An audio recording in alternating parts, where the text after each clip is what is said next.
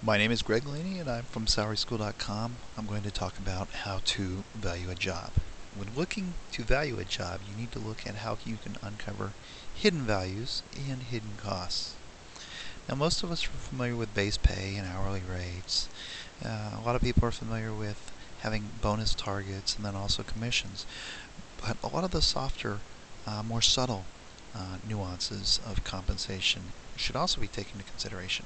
One such thing is the schedule. Schedule, while we don't necessarily think as having any particular tie to compensation, it does add to work-life flexibility. Having the capability to go in with a flexible schedule, or being able to work hours that more cater to your lifestyle, or being able to change those, makes it a value or an asset for someone going into a job.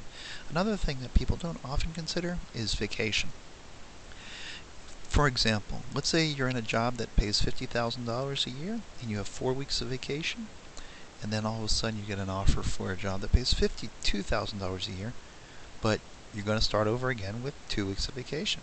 In that situation, is it worth it for you to take the job for the $2,000 more a year, but with the decline in vacation pay? Usually the answer is no. Another benefit that people don't necessarily look at is medical and disability. And when I say don't look at, it's not that they don't say, does this job have medical or does this job have disability or not. What happens is companies offer different levels of medical plans, and they subsidize medical plans at much different rates. When you look at a medical plan, you may pay higher deductibles, you may pay higher co-payments, you may pay higher office visits, and you may pay just all around more for two different plans. One company can say they offer a medical plan, but they may not subsidize it at all. Retirement is also something that companies may say, we have a retirement plan. Is the retirement plan something that's paid for like a defined benefit plan, maybe like a company pension plan? Is it something that maybe it's a 401k, a defined contribution plan? One thing that companies do to switch up their 401k is they will have a match with the 401k.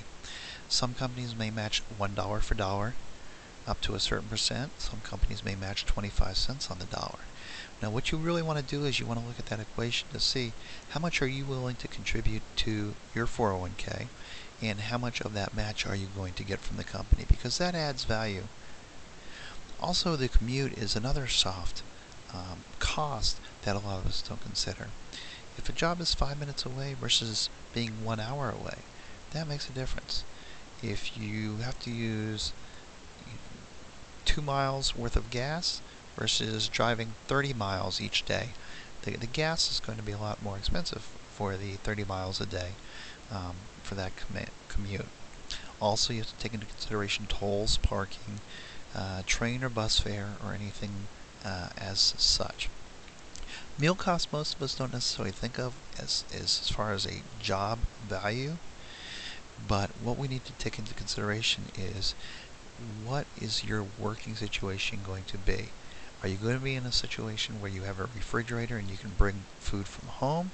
Are you going to be working for a subsidized cafeteria? Are you going to be working in a situation where you're going to be downtown with no access to a company refrigerator? And that makes a difference.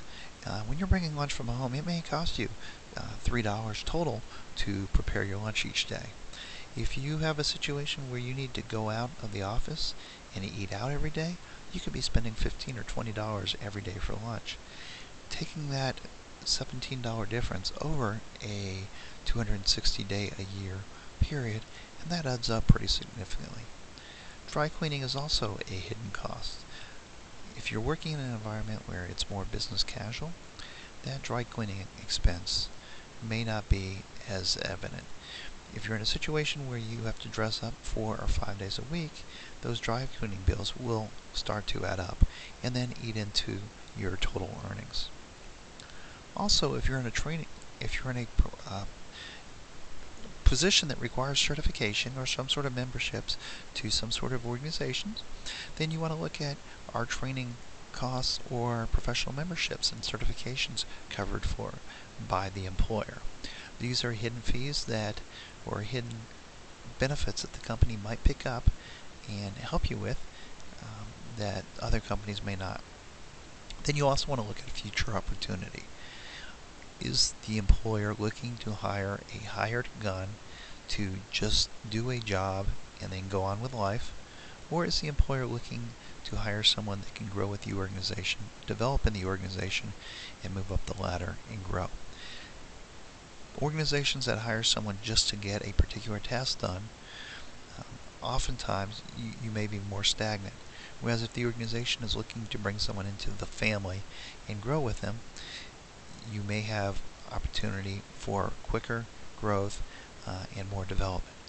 This concludes some of our hidden costs and values for a job evaluations.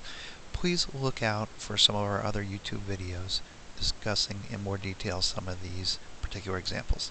Thank you.